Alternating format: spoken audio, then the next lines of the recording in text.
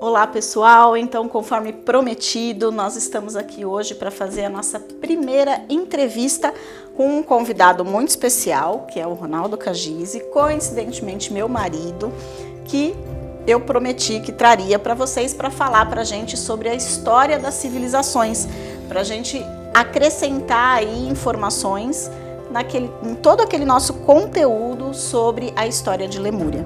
Então, seja bem-vindo, Ronaldo. Obrigado. Um prazer ter você aqui, poder compartilhar o seu conhecimento com a gente. E a ideia, como eu disse, é a gente conversar então um pouco hoje sobre o seu conhecimento aí, sobre a história das civilizações. Eu vou deixar, apesar da gente estar chamando de entrevista, o meu intuito é deixar isso muito aberto, para que você possa trazer aí o que você achar que é ressoante com esse trabalho. Você já conhece um pouquinho do que é a Ordem Lemuriana das Famílias Estelares, né? Então poder contribuir aí com a gente sobre a história das civilizações, sobre todos aqueles nomes e aquelas datas e aquelas coisas que eu não decoro nunca. Então o objetivo aqui, inclusive, é fazer você trazer e compartilhar com o pessoal essas informações, tá bom?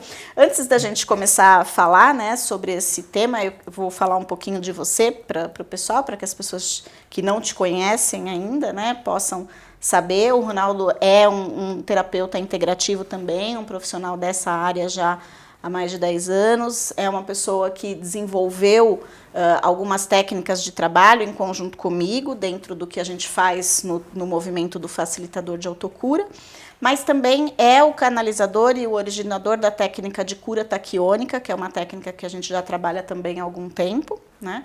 Totalmente focada aí e toda amparada, vamos dizer assim, na egrégora egípcia, né, Ronaldo, que é toda a mentoria dele, né? Ele é quase um egípcio, eu poderia dizer para vocês, né?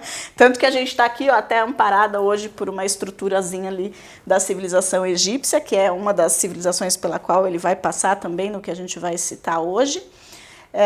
E especialista nesse tema, formador de terapeutas nessa área também, e um comunicador por natureza, né? Eu só cobro dele dar mais aula do que ele dá, porque ele tem muito conhecimento para compartilhar com a gente, mas de vez em quando ele foge dessa história, tá?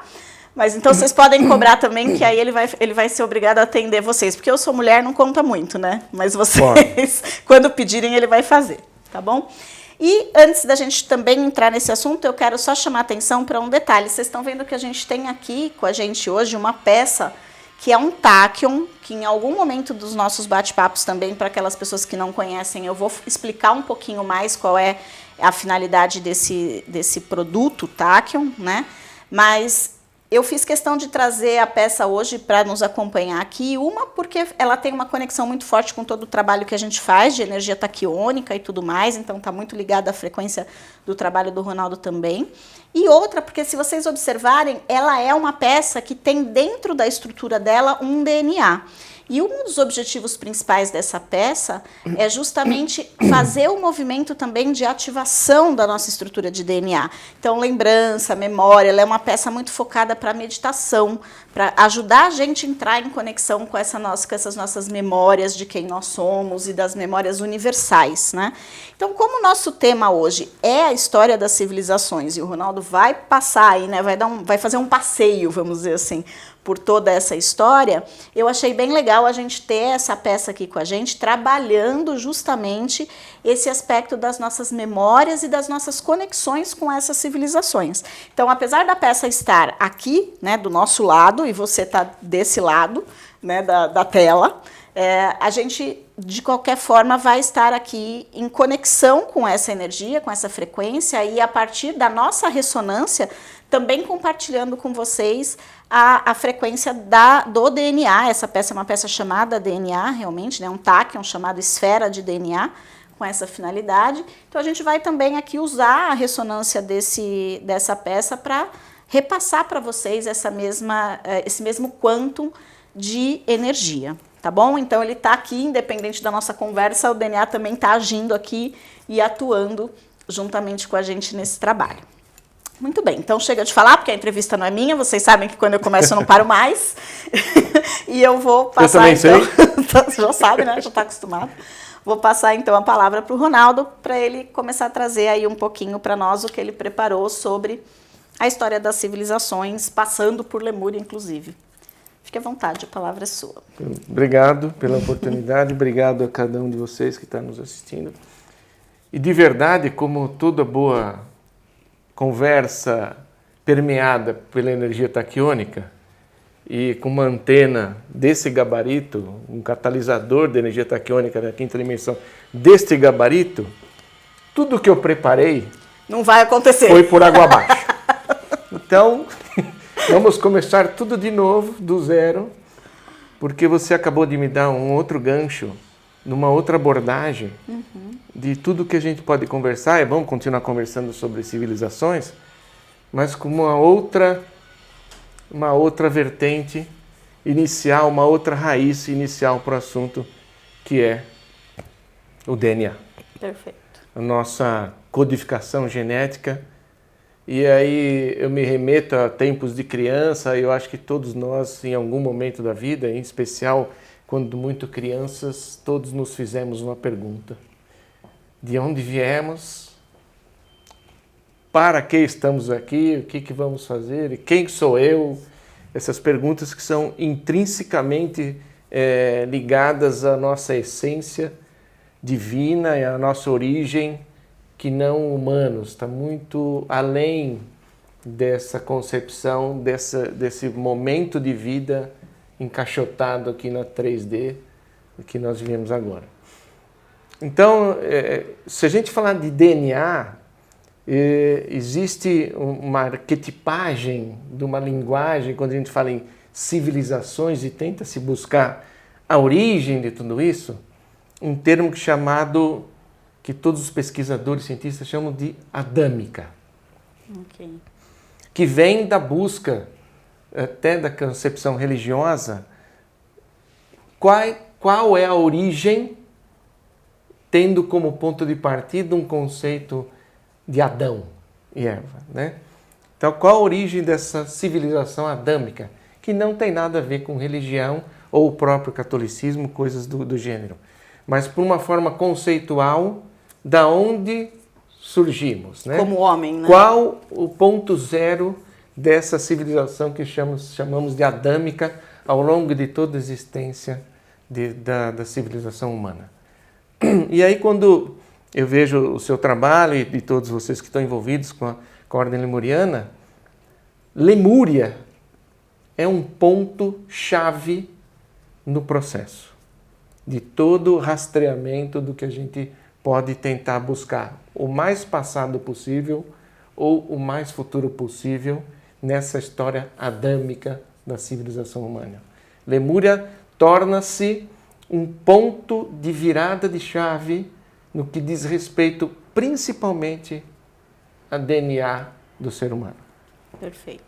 Então, se a gente voltar um pouco para trás, e eu sei que você tem aí os conhecimentos vindos de Cryon, inclusive, que reafirmam isso que eu estou dizendo agora, ou eu reafirmo o que ele disse, né? Não sei quem disse primeiro, e que é o que menos importa, que Lemúria foi esse divisor de águas para a raça humana como nós a conceituamos hoje. Mas voltando lá para trás, existem pesquisas, especulações e conjecturas, e todas elas convergem por uma origem estelar. Perfeito. Não somos desse planeta.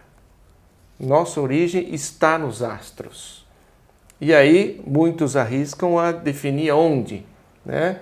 Aí podemos nos remeter aos pleiadianos, que é a raça ou a concepção mais comum que se tem da origem estelar do que chamamos hoje de ser humano. Aqui mesmo a gente costuma dizer que os pleiadianos foram os nossos pais e os arturianos os nossos avós, por ordem de, não diria de hierarquia, mas por ordem de evolução dos próprios planetas. Quase cronológica. Exatamente, exatamente. É isso mesmo, exatamente. E a gente vai seguir esse ritmo. Mas tem uma galera, um monte de galera aqui perdida de outros lugares, né? Tem uns sirianos perdidos por aí, um pessoal de Órion, um pessoal dos outros astros. Sim. E a gente está justamente num processo, né, nesse andamento todo que a gente vem fazendo, de ir realizando as nossas conexões e conhecendo as nossas famílias estelares. Perfeito. Esse é um aspecto Perfeito. que a gente vem trabalhando ao longo dos nossos encontros, de conexão com cada um, né? Fazendo a conexão com a sua própria família estelar. Que aí também Perfeito. para nós não importa qual é o astro, né? Mas que a gente possa reconhecer essa essência originária. Não tenha dúvida. Eu acho fundamental, mas talvez o mais primordial de se pensar hoje é que hoje convergemos para uma civilização chamada humana, Sim. num planeta chamado Terra, que é o final do ciclo, em hipótese alguma. Jamais. Né? Então, essa civilização humana talvez tenha um outro nome, num outro lugar, num espaço de tempo que talvez não consigamos definir hoje. Sim. Mas o fato é que, voltando um pouco para trás desse marco Lemúria, eu vou frisar muito isso, porque é muito importante, acho, para o conceito da ordem. Voltamos um pouco para trás, a origem estelar, e as primeiras notícias que nós temos de alguma civilização permeando o planeta chama-se Thule. Se escreve T-H-U-L-E. Okay. Então, Thule, alguns pronunciam Tilo, ou tem outras pronúncias, dependendo dos filósofos que escreveram sobre gregos e romanos e egípcios. Mas as pronúncias variam, a grafia varia um pouco, mas o nome central é Thule. E essa civilização, eu vou falar pouco dela porque pouco se tem. Se já não tem de Lemúria, imagina dela, né? Então, nós estamos falando duas para trás de Lemúria. Né? Thule seria duas atrás de Lemúria. Duas civilizações antes. As informações, quanto mais para trás nós vamos no tempo, buscando a origem da civilização humana, mais holísticas elas se tornam. Sim. Mais dependem de mensagens e informações vindas de planos astrais ou de intuição, ou de pesquisadores que estão ligados e envolvidos mais com canalizações de informações. Muita coisa dedutiva também. Extrafísicas, né? Isso, exatamente. Então, Thule, o que se tem de informação, que era uma civilização concentrada onde hoje nós conhecemos como Polo Norte. Ok. Né? E eram ditos, e aí talvez alguns se identifiquem no que eu vou dizer agora, com algumas imagens que a gente sabe que permeia a vida de muitas pessoas aí, era um povo cristal. Eles eram seres cristalinos. Então não eram seres com formas com forma humana, física humanas, como a nossa. Carne e osso, etc. Então, por viverem inclusive num habitat inóspito, para nós hoje, mas as escrituras que se acham de alguns filósofos, Platão para trás, dizem que o Polo Norte era uma terra extremamente fértil, extremamente bela, né? Onde viviam esses povos cristais, seres cristalinos. Estes seres concentrados neste Polo Norte é que seriam os primórdios da implantação dos seres astrais de forma física no planeta para começar um trabalho de desenvolvimento de alguma civilização, de uma possível civilização, num planeta que era já tido como um planeta extremamente promissor. Muito provavelmente eles fazem parte da origem da rede cristalina do planeta, né? Sem dúvida nenhuma. Sem sombra de Sem dúvida. dúvida nenhuma. Então, a gente vai chegar um pouco mais para frente quando Atlântida concebe a tecnologia de informações via cristais, né? Vem já dessa origem, carregado dessas informações de Thule. Concomitantemente, quase no final da civilização de Thule, começam a surgir escrituras e informações de uma civilização chamada Hiperbórea. E fica fácil entender isso até geograficamente. Se Thule estava no Polo Norte, onde nós temos uma concentração nessa região do polo da aurora boreal. Né? Hiperbórea, se você levar ao pé da letra e traduzir, é hiper, além de, bórea. Então, foi a civilização além que do começou a surgir além do boreal. Então, além dos limites de Thule, surge uma nova civilização chamada Hiperbórea, que já era o hiperdesenvolvimento desses seres cristalinos, extremamente astrais e extrafísicos, para uma civilização já adiantada, permeando o planeta. E aí existem várias especulações de onde seria a Hiperbórea. Alguns falam na Inglaterra, na região da Escandinávia, da implantação dessa civilização. Se você olhar o globo terrestre por cima, vai ver que o Polo Norte está bem no topo, né? E ao redor começa a surgir, saindo além dessa zona inóspita, né, congelada, que é o Polo Norte, para começar a se desenvolver e começar a permear o planeta. No mais antigo do continente, que aí faz todo sentido ser essa região de Escandinávia, né, Noruega e tal, que é a Europa em si. E Hiperbórea tem características que são descritas pelos filósofos antigos de extrema beleza. Foi chamada civilização de ouro. Dada a riqueza e dada a prosperidade dessa civilização, mas ainda sem as configurações que nós entendemos como pré-humanas. Viajando aqui na maionese, vou fazer uma pergunta. Você acredita que essa civilização poderia ser, da mesma maneira que a gente pode falar que os cristalinos ali de Thule foram ali os grandes originadores da rede cristalina do planeta, a gente poderia dizer que essa civilização hiperbórea talvez seja a força da energia da abundância para fluir no planeta ao longo da evolução das civilizações? Faz sentido. Faz sentido? Faz sentido. Faz sentido, porque se você pensar num conceito contemporâneo hoje, quem seriam os pleiadianos? Os projetistas. É porque a gente entende que pelo que você está me falando, o que está me vindo agora é isso. É como se dissesse assim, a gente vem estabelecendo parâmetros para depois trazer realmente essa civilização humana com essa característica, para que essa civilização use essas ferramentas que já foram parametrizadas no planeta, né? Exatamente. Ao longo da nossa conversa, você vai perceber que essa coisa não é tão catastrófica e tão abruptamente evolucional como se acredita. Destrói-se uma civilização para construir-se outra. Não é bem assim que acontece. Quase nunca é assim, né? A gente está aqui regido por Maat, então, que é a deusa da verdade e da ordem cósmica, e nada pode fugir à verdade e à ordem do cosmos.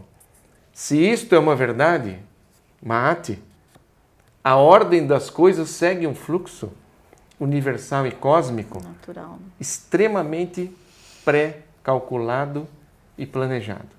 Então, pleiadianos têm uma ideia, os thulianos começam a implantação, a análise do que precisa ser feito, progride-se para a civilização hiperbórea, que já começa a se utilizar das riquezas físicas e das propriedades físicas naturais de todo o planeta.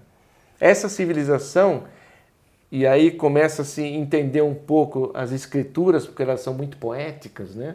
Os filósofos romanos e gregos e tal são muito poéticos. Eles chamavam Hiperbórea da casa predileta dos deuses. Onde os deuses, diz que Apolo, por exemplo, vinha passar as férias dele em Hiperbórea, dada a beleza e a magnitude desse local, nesse planeta. Então, Hiperbórea tem toda essa característica de já ser a grande resplandecência de uma implantação de uma civilização astral dentro de um planeta físico, com um novo projeto de uma nova civilização, de uma nova ocupação desse planeta. Depois de Hiperbórea, sim, como terceira raça, e para quem lê Blavatsky sabe o que eu estou dizendo, primeira raça Thule, segunda raça Hipérbores e terceira raça Lemurianos. já se tem os primeiros prenúncios dos lemurianos. E aí, lemurianos é um capítulo à parte, que eu acho que vocês vão se deliciar em entender um pouco de Lemúria. Que, por exemplo, algumas pessoas vão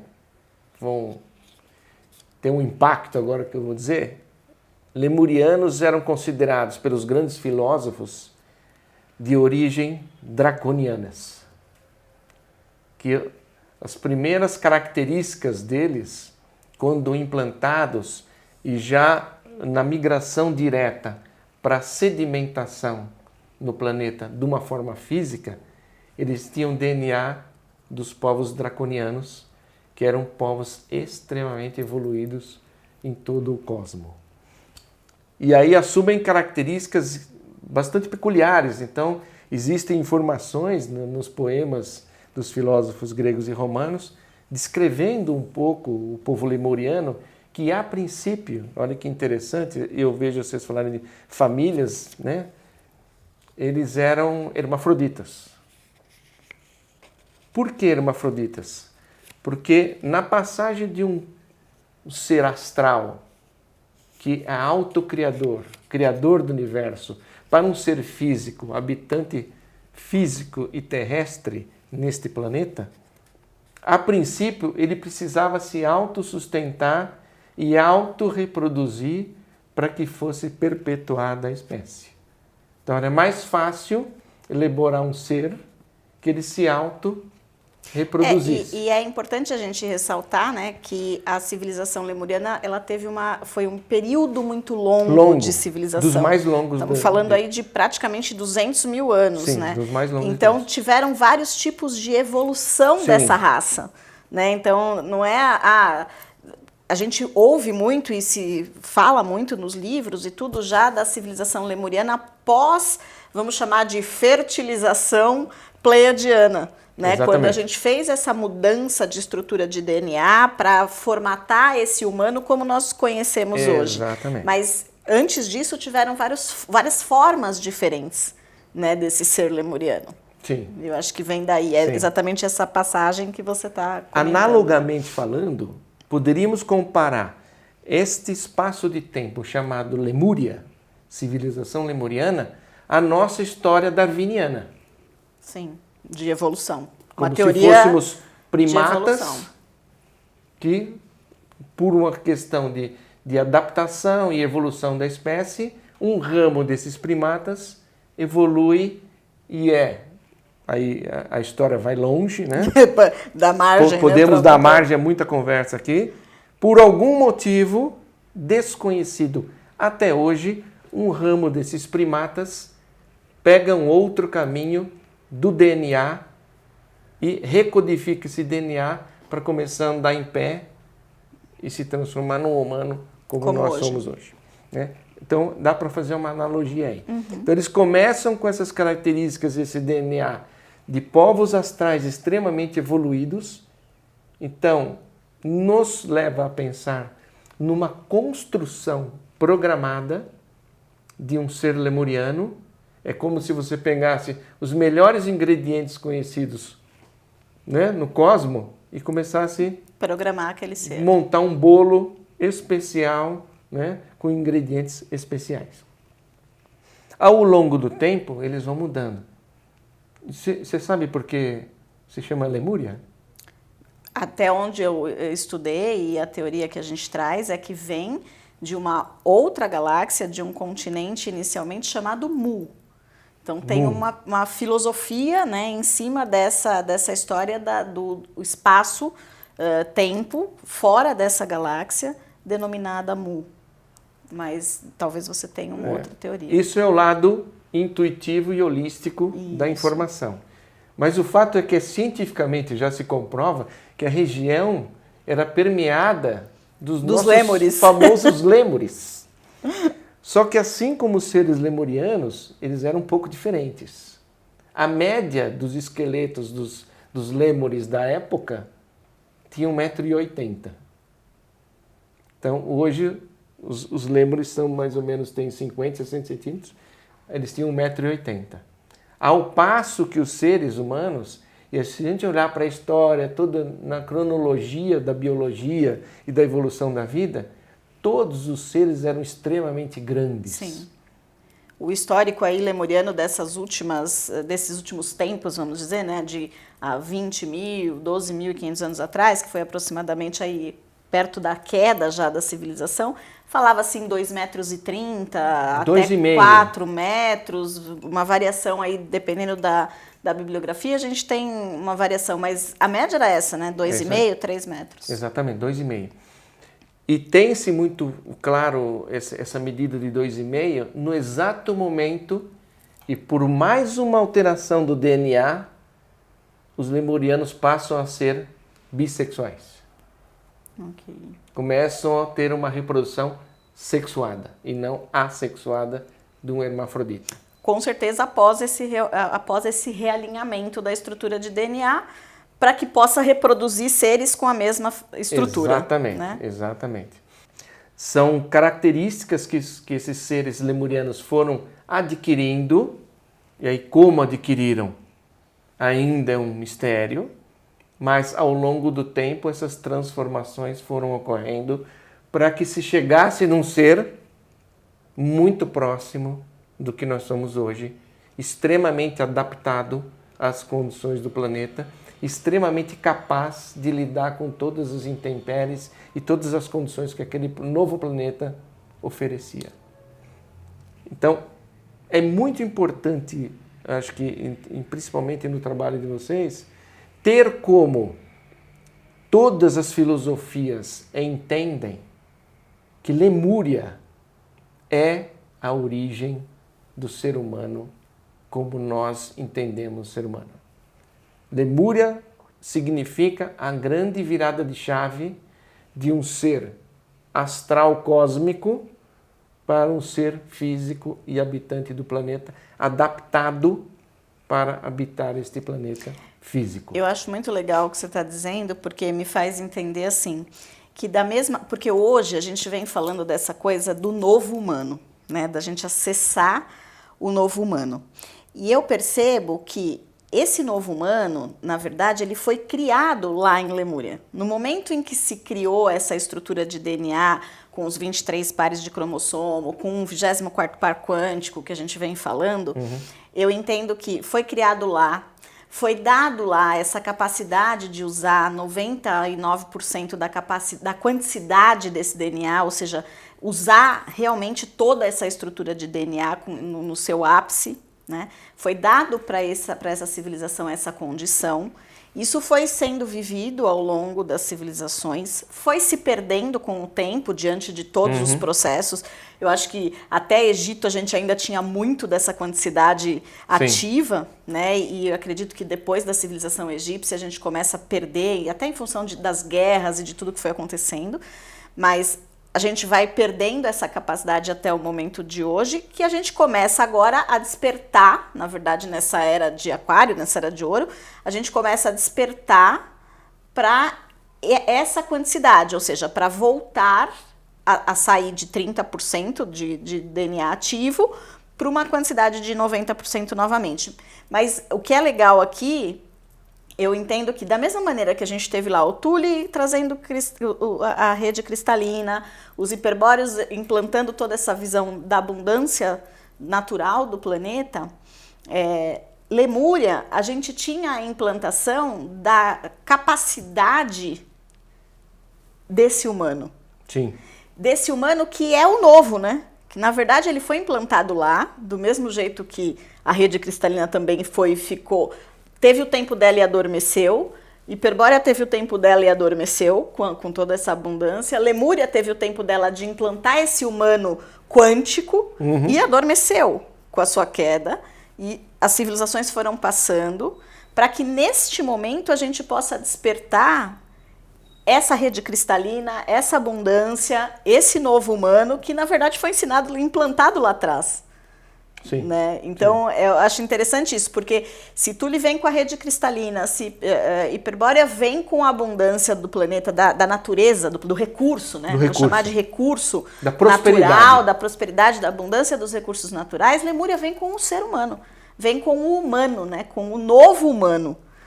que a gente, na verdade, só está despertando aqui. Né? Mas é legal ter essa ideia de que esse humano que está despertando agora é o humano que foi implantado no planeta lá atrás, porque já tinha essa programação.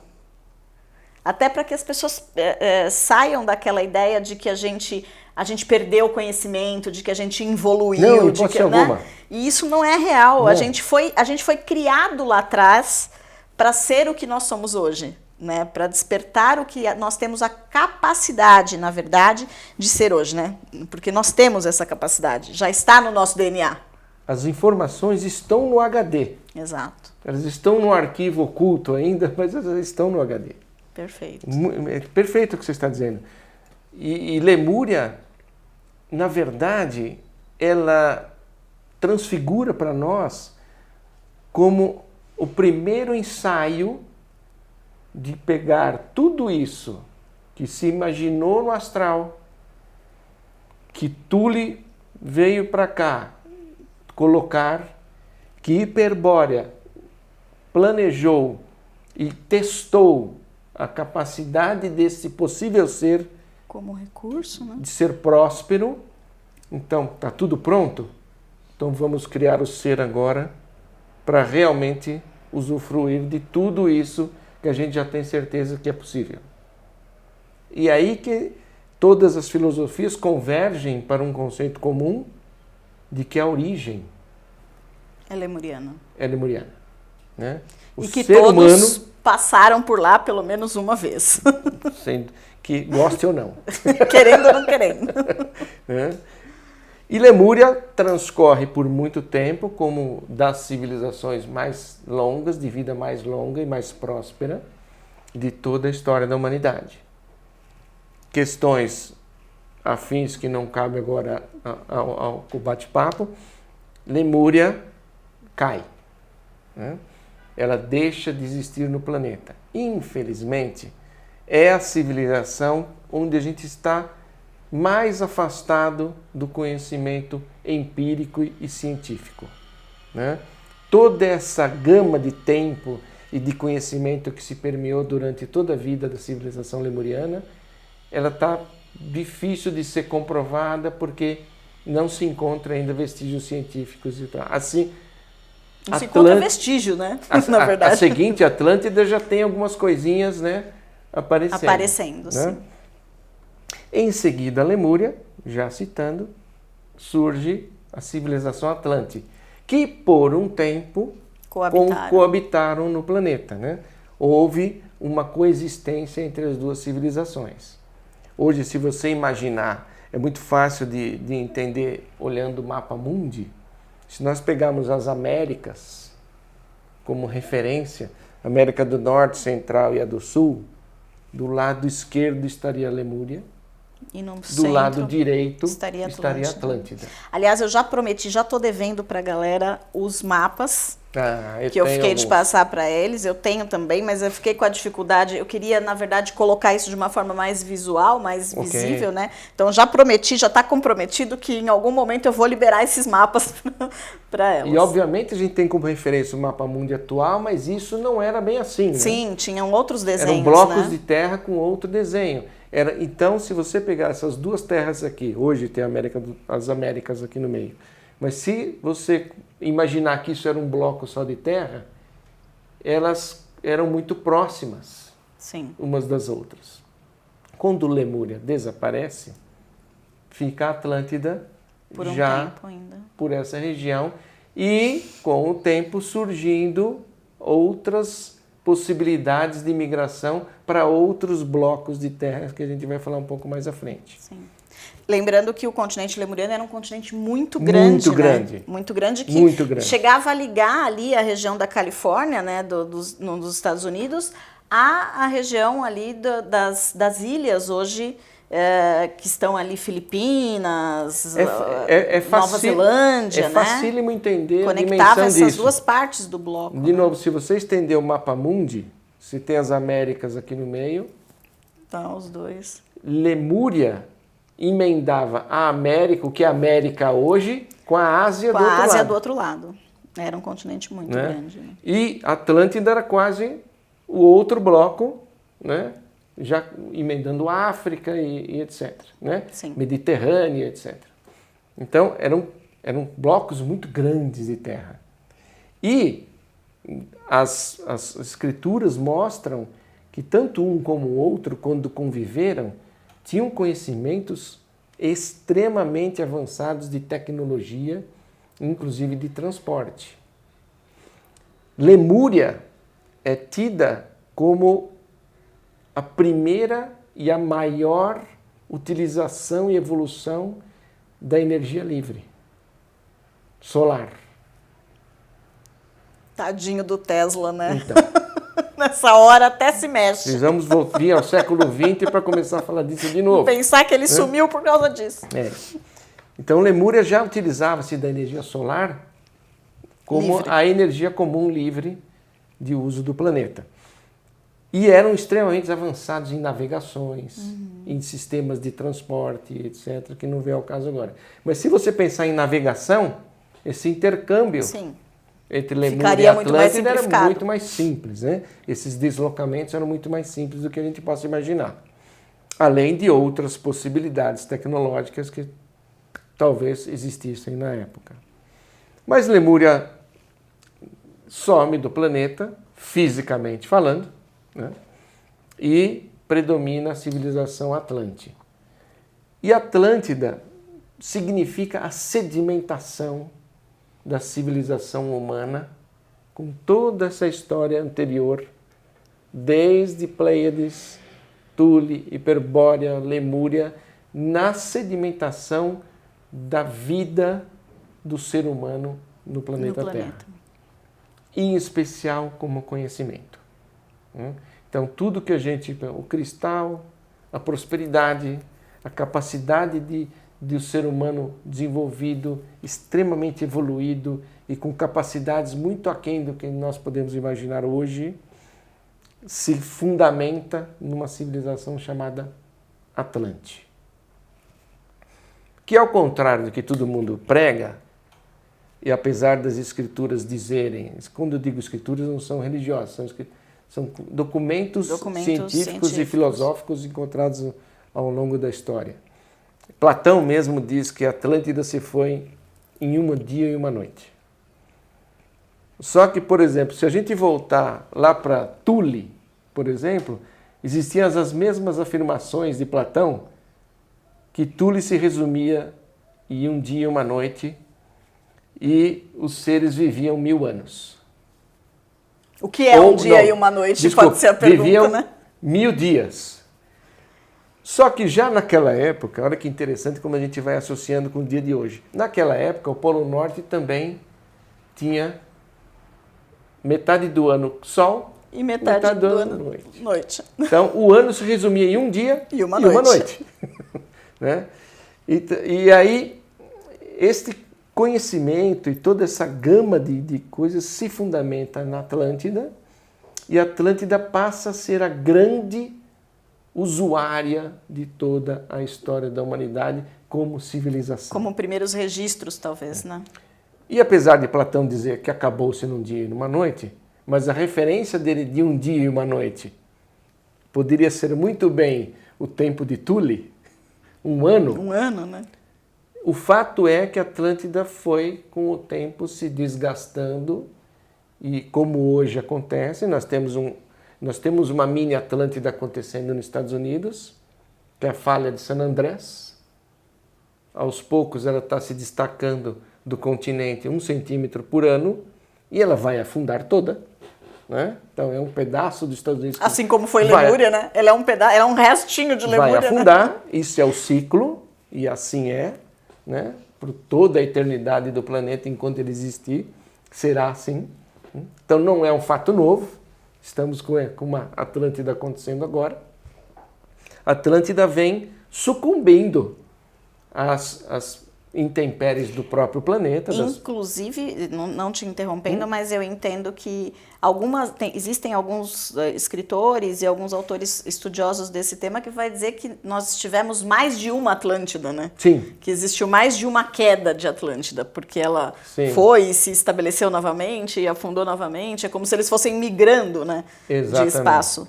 o que acontece é que, como se você imaginar um bloco só de terra, como se fosse uma enorme ilha, ela foi se desgastando. Então, esta região se foi, migra-se para outro lugar, e quem estava aqui ficou. Essa região começa a se desgastar, esse migra, vai para o outro lado. Esta região começa a se desgastar, né? É por isso que hoje existem muitas especulações e algumas coisas começando a serem comprovadas que parte do povo mais a oeste de Atlântida estava mais voltado para a América do Norte, Central e Sul. Então, se as Américas eram aqui, a Ásia, que é a Atlântida, no Oceano Atlântico, esta parte aqui caindo, a tendência era esse povo fugir para o mar e navegar por próximo bloco, que seriam e dar nas Américas. E aí você tem as coincidências das construções das pirâmides. Das pirâmides. Exatamente como são no Oriente, são no Ocidente. No Ocidente. Né? E, só que aí começam a se desgastar e esses outros povos remanescentes de Atlântida começam a ter que se planejar para migrar para outros lugares. E aí acontece, no final de Atlântida, né, ao apagar das luzes de Atlântida, os últimos povos que eram os grandes detentores, eu posso fazer um parênteses aqui sobre Atlântida, que é uma das minhas especialidades, era a capital, estava mais onde eu vou dizer agora. A capital chamava-se Poseida. Era uma cidade voltada exclusivamente ao culto astral, a energia e o conhecimento. Então, Poseida era toda voltada e todo sacerdotal, todo grupo de sacerdotes e sábios se concentrava nessa cidade e era onde eram armazenados os conhecimentos em cristais. Lembra de Thule? Uhum. Então, o Atlante aproveitou esta tecnologia e armazenou todos esses conhecimentos na iminência de Atlântida ruir totalmente. Isso precisava está ser guardado e preservado e registrado e concentrou isso no lugar. Só que este lugar também, com o tempo, sabia-se que ele ia sucumbir às intempéries do planeta.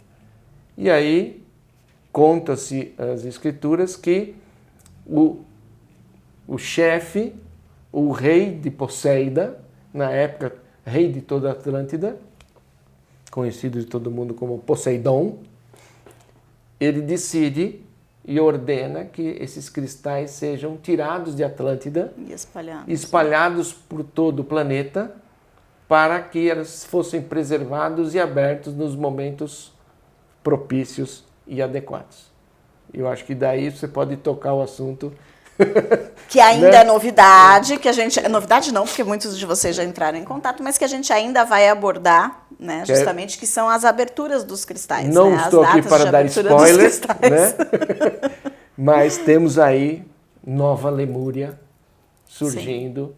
As cavernas de cristais, Exatamente. né? As aberturas dos cristais fontes, que são os cristais de Atlântida, que foram ocorrendo ao longo de 2008, 2009, 2010, até 2012, que foram as datas das últimas aberturas, né?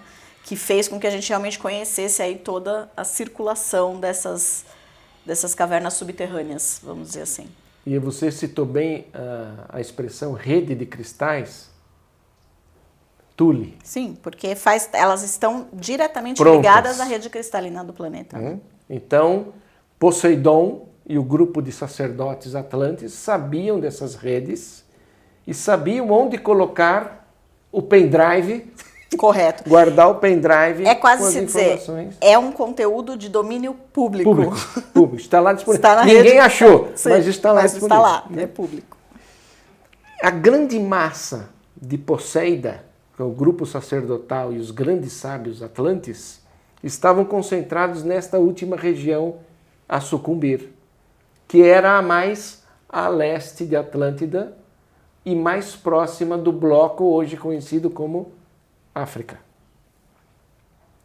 Com a capacidade de navegação, eles conseguem salvar toda a população, todos esses sábios, e migram por navegação para o Oceano Atlântico em direção a este bloco de terra.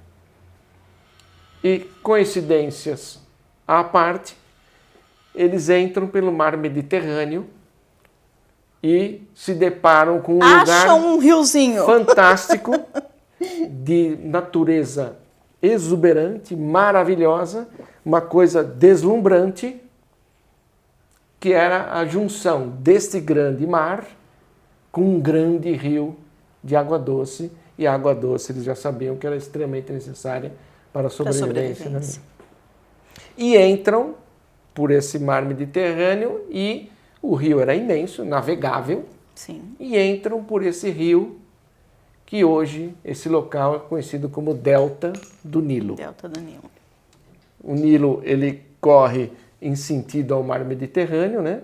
Então, o começo do Nilo sempre foi chamado na história de Alto Egito. Vocês talvez escutaram bastante essa expressão, Alto e Baixo Egito, porque o Alto Egito é onde começa diria o Alto Nilo.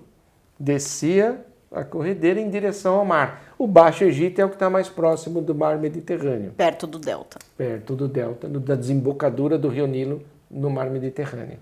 E aí os atlantes chegam por esse delta do Nilo e se instalam nesse lugar paradisíaco e maravilhoso que hoje é conhecido como Egito. E dali fundam uma civilização que dá origem à civilização egípcia. Só que a civilização egípcia não nasce exatamente como chegam os atlantes e viram egípcios. Sim. Esta parte de terra já era permeada por muitas outras tribos e civilizações e grupos étnicos da época. O que o Atlante fez de magnífico, que deu a grande origem à grande civilização egípcia, talvez das civilizações mais exuberantes de toda a história da humanidade, foi que ele desceu todo o Nilo com o conhecimento todo que ele tinha e foi agrupando todas essas tribos sobre uma bandeira só, chamada uma civilização que hoje nós conhecemos como civilização egípcia. Então, o Atlante chega com todo o poderio de conhecimento e de capacitações que ele já tinha adquirido desde o passado, que estava registrado no seu DNA, e usa isso em prol de toda uma região, em prol de toda uma nação, e constrói a nação egípcia. Com toda a exuberância, que aí já é um pouco mais fácil da gente ir um Google e entender o que é isso. Já né? tem mais registros, né, reais. Nesse contexto desta migração do Atlante descendo, ou subindo, né, melhor dizendo, subindo o rio Nilo, para agrupar essas civilizações, essas tribos, essas etnias diferentes, ele vai até onde hoje conhecemos como Núbia.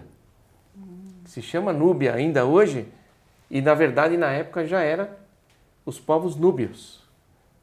E além dos núbios, vários outros circundavam essa região e especula-se já serem origem de migrações de outros remanescentes atlantes que permearam por outras rotas e chegaram E até mesmo terras. lemurianos. E até mesmo lemurianos, com certeza.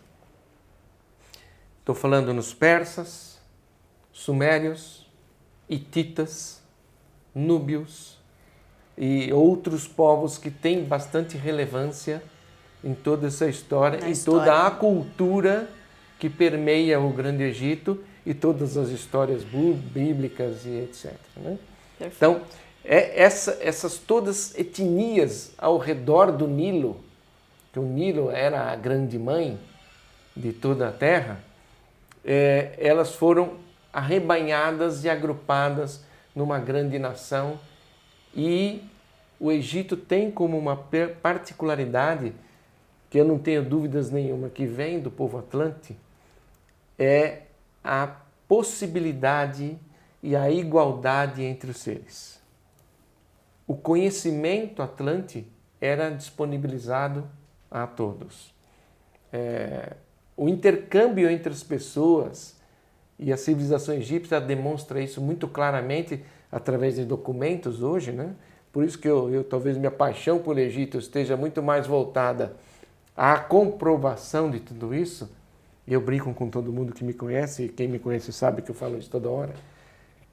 É a única civilização que nós podemos sentar em cima, pegar, rolar em Palpar, cima né? da história, que ela está lá disponível, né? Visível a qualquer pessoa que quiser. Então, ela tem essa particularidade da igualdade, da democracia e da expansão do conhecimento sem nenhuma restrição.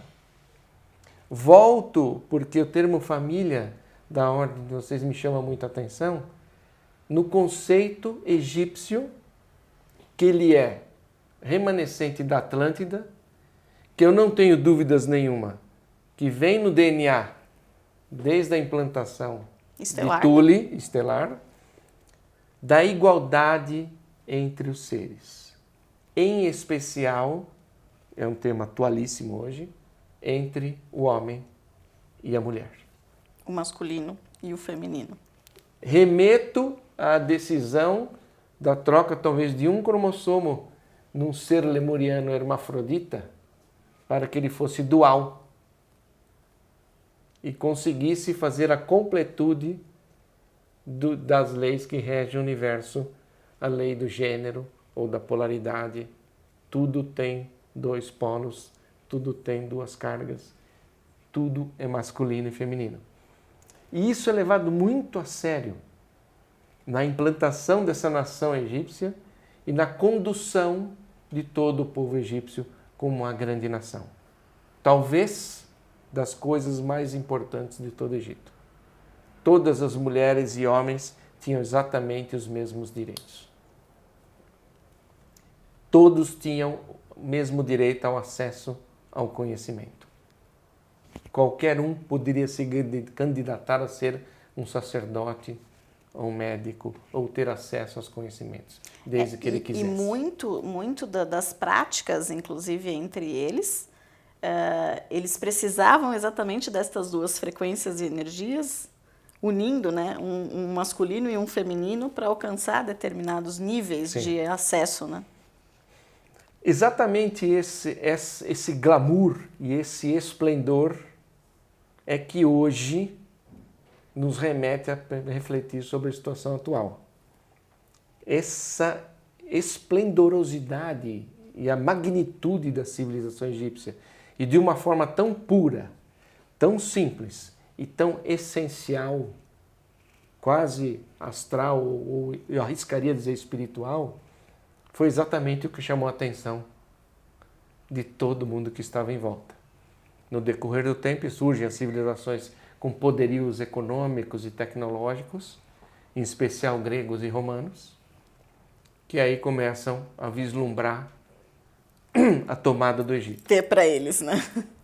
Por uma questão desta essência e pureza e igualdade, arrisco a dizer que o Egito passou por uma época de inocência e acabou sucumbindo à ganância, ao poder dessas outras grandes civilizações que surgiram, E especialmente gregos e romanos. Entendo que exatamente nessa época, se a gente for falar de civilizações e história, é exatamente nessa época que começa a se perder a quantidade desse DNA humano, sim. Né? Que existia ali todo um nível de conhecimento, um nível de acesso, um nível de habilidade, né? De usar essa habilidade mental e da nossa estrutura de DNA, que vai se apagando, né? Vai adormecendo de uma determinada forma em função das novas frequências que começam a atuar, né? Porque aí vem essas energias de poder, de guerra, de tomada, de disputa, e isso vai dando para nós essa sensação, e eu acho que é por isso que a maioria das pessoas tem essa sensação que do Egito para cá a gente evoluiu muitas vezes. Porque foi dali, né, eu acho que da tomada do Egito para frente, quando entra essas energias mais densas de poder e de tomada de poder e do conhecimento e até de domínio, né, do conhecimento, é que essa quantidade de DNA vai se obscurecendo, vamos chamar assim, ou se introjetando, né? É. De alguma maneira nas pessoas. Até eu me lembro de uma das nossos encontros, uma das meninas me perguntou, mas por que aconteceu isso, né? Como aconteceu esse movimento da gente perder essa capacidade de ação desse DNA? E eu entendo que é bem aí, eu entendo que é como se a gente tivesse recebido uma carga, ou seja, uma nuvem de energia densa que cegou, né? Literalmente começou a não permitir mais que a gente usasse total essa capacidade que existia, e a própria falta do uso foi... É a coisa do não exercitar, né? Musculatura não fortalecida vai encruando, Exatamente, né? exatamente. Eu posso citar para você 3 exemplos, além de vários. O Egito tentou ser dominado por dezenas de outras tribos e civilizações ao seu redor. Mas 3 em especial foram bastante cruéis e denotam muito o que você está levantando. Os hititas, que tem um pouco a ver com os persas e coisa assim, eram os bélicos. Era a força. Na tomada do poder pelo poder e pela força. Essa era a grande virtude deles. Os gregos foram o prenúncio de dizer para a humanidade, a implantação da cultura, de que o ser humano estava subjugado aos deuses. Existia um gap inalcançável. Ele tirou o poder, né? O poder da divindade. Entre a raça inferior humana, os filmes denotam isso claramente hoje, as escrituras denotam isso claramente hoje, e o Olimpo. Os deuses estão lá e nós como marionetes. É retirar o poder divino, né, do humano. A terceira civilização que também tenta invadir e dominar o Egito e tomar isso, e eu digo tomar porque nenhuma delas desconhecia que aquilo valia muito mais do que eles tinham. E aí, quando você tem uma coisa que você quer e não é seu, você quer para você. Esse é o ser humano. A terceira civilização é Roma. Roma, sim, vem e cirurgicamente extrai esse DNA da divindade do ser humano. E começa cruelmente pela mulher. A partir da tomada de Roma, a mulher é decretada inferior e longe dos direitos dados ao homem comum, que está muito longe dos direitos dados ao homem romano e que está muito longe dos direitos do homem sagrado do Vaticano. Sim. Então, pegou-se a história grega, Deus está muito longe de você, reles humano, colocou-se uma figura que só ele fala com Deus e daqui para cá ninguém mais tem esta capacidade. Ou seja, é bem fácil da gente entender, né, que esse movimento todo da desprogramação, vamos chamar assim, da nossa estrutura de DNA ativa, está totalmente ligada com a história das nossas civilizações. Total. A maneira como essa história foi se constituindo sendo conduzida. E foi sendo conduzida pelo próprio homem, né? E desgastando essa estrutura de uma forma onde a gente chegou ao momento de estar no suprassumo da dualidade, né? Da igualdade e da capacitação. E se sentindo literalmente ou seja, totalmente cindido dessa divindade no humano. Exatamente, exatamente. Isso é um processo que eu chamaria dele quase que estratégico. Sim. Ao longo da história, isso foi sendo paulatinamente, exaustivamente e incansavelmente podado, massacrado e diminuído no ser humano. E eu entendo que, assim, o momento que a gente está vivendo hoje é exatamente o momento em que lá em 2012, né, eu venho falando isso há muito tempo, né, em 98, trazendo para nós, bem para a nossa civilização contemporânea, né, em 88, esse movimento todo da chegada das novas frequências, da chegada da nova energia no planeta, depois em 2000, com as mudanças e o fortalecimento dessas frequências, em 2012, quando a humanidade literalmente vira essa chave no sentido de que a gente vai retomar esse momento, porque é a entrada dessa primavera da nova era, né? E aí a gente assina literalmente isso. É como se a gente dissesse, ok, é possível nesse momento retomar aquela capacidade que a gente conhece que tem e que está nesse DNA e que pode ser trazida Sim. de volta, né, à tona. E eu entendo que é exatamente esse momento que a gente vive hoje, né, no nosso tempo de 2020, e que a gente tem aí um histórico de ter pelo menos mais 30 anos aí à frente para fazer literalmente esse movimento, lembrando que tudo que a gente está fazendo hoje nessa estrutura de DNA, ela não se apaga mais. Né? Então, ela Na verdade, ela nunca se apagou. Nunca se apagou, mas ela não se desprograma mais, vamos dizer assim. Tudo que a gente está reprogramando agora, tudo que a gente está ativando novamente agora nesse DNA, é para agora, são para os nossos descendentes e para as próximas civilizações e para nós mesmos no momento que estivermos aqui novamente. Porque é o momento exato de se retomar essa característica humana para a qual nós somos programados. Né? Quiçá Atlântico ou Lemuriana, mas que ele seja pleno. Sim. Ele pode ser pleno, ele é totalmente planificado, para viver, ativado, né? Para viver literalmente nessa frequência de quinta dimensão. No movimento de ascensão. Por isso que é o tempo da grande evolução, gente, que eu falo tanto para vocês. Muitas coisas estão acontecendo agora, e como eu convivo muito com o Egito e história egípcia, coincidentemente agora, sabe-se que a esfinge não é egípcia.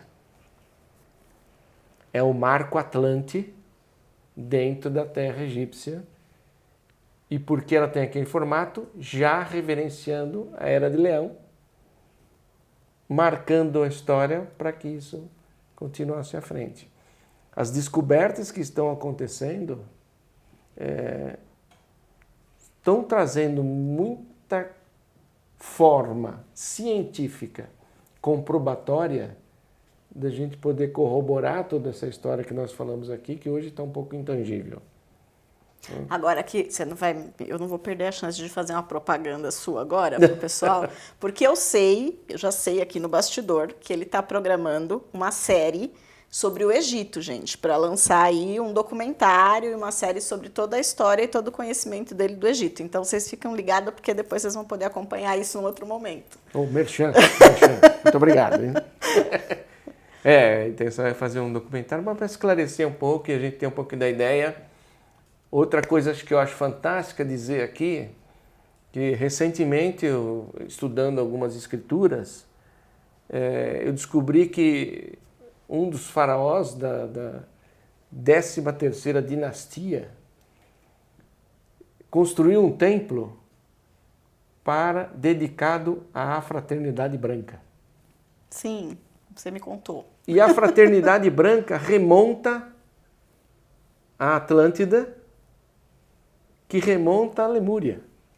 Quiçá esta fraternidade branca não sejam os seres de cristal de Tule. Porque sabemos, né, que fazem parte de antigos e velhos sacerdotes de toda essa linhagem. Exatamente. Né, que num determinado momento já ascenderam para dar continuidade nesse processo de equilíbrio desse movimento de evolução do planeta. Né? Então estamos vivendo uma época especial. Sem sombra de dúvida.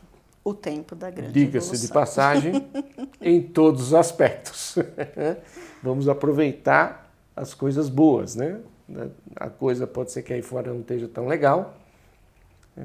E aí eu peço licença para você, para dizer aqui para vocês, eu e Vanessa convivemos, então estamos muito tranquilos em relação às contaminações. O Alexandre, que está nos filmando aqui, ele está a 3 metros da gente, todos nos cuidando.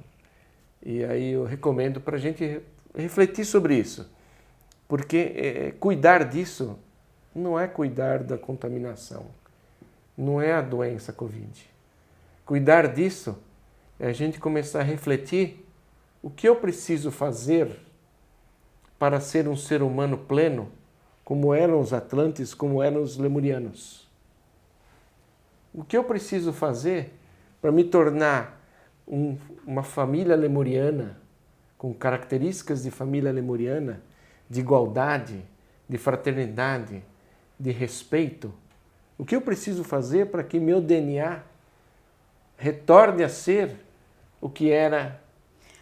Poderia até simplificar e perguntar como eu posso honrar o DNA da minha família estelar. Exatamente. Né? E eu acho que uma palavra para a gente começar a brincar com tudo isso é respeito. Sim, sem sombra de dúvida. Então, meus respeitos, Ordem Lemuriana, meus respeitos a você, por tudo que você é, e a cada um de vocês, e pela oportunidade que eu recebo de falar desse assunto, porque eu acho que a gente tem o prazer, antes de mais nada, mas a obrigação de olhar para isso aqui e levantar todos os dias e dizer que é possível. É possível fazermos o que os Atlantes faziam? É possível fazer o que os Lemurianos faziam? Totalmente. Sim. 100% possível. Basta nós queremos. Fazer uma escolha, né? E fazermos essa Fazer escolha. essa escolha diariamente. Então, muito obrigado. Muito bem. Gratidão profunda por você estar aqui, por fazer Parabéns esse pelo comentário trabalho. para nós. Eu acompanho estar os bastidores, conosco. né? Eu sei de todos os bastidores. Conhece todo ele, né? Mas é muito bonito ver isso realizado, materializado, porque é possível. Sim. Então, parabéns. Um beijo grande, obrigada Obrigado. por estar aqui. Um beijo grande para vocês. Espero que vocês tenham gostado desse nosso bate-papo, dessa entrevista. Vamos ter outros convidados em breve e a gente vai continuar se vendo semanalmente, conversando sobre esse assunto, porque o nosso principal objetivo, na verdade, é trazer à tona e possibilitar a vida desse novo humano nesse tempo de grande evolução e nesse processo que a gente vem vivendo de ascensão do nosso planeta. Então, um beijo no coração de todos vocês. Beijo, muito obrigado. E até a próxima.